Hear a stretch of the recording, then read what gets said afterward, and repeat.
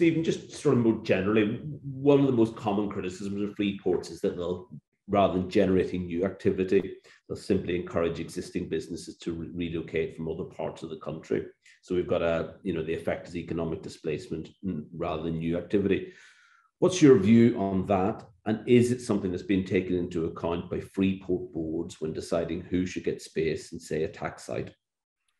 Yeah, so I think sort of two questions there. I think firstly on displacement, whenever government interferes in a market, which whatever government does, it's doing, it's because it wants a different outcome. So you cannot ignore the risk of displacement. We've got to acknowledge it's there. But actually, when you look at what's going on in our economy and our logistics change right now, there are much bigger fundamental issues at play.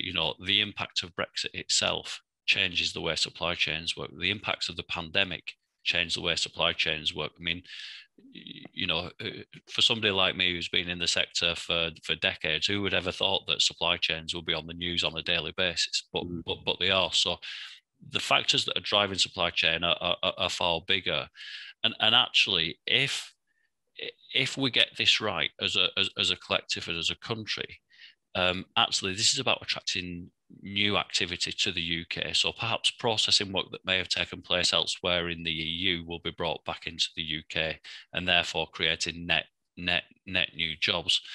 In terms of moving on to the part of the question around the role of the Freeport boards, I don't necessarily see it's the role of the Freeport board to decide who goes where.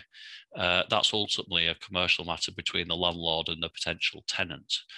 However, what the role of the Freeport board is to make sure that it delivers the objective of the Freeport. So in making a submission to government to ask for this special status, it needs to achieve certain outcomes. So for me, the role of the Freeport board is to make sure that the landlord attracts and secures the tenants that will achieve the outcome that was part of the original proposition.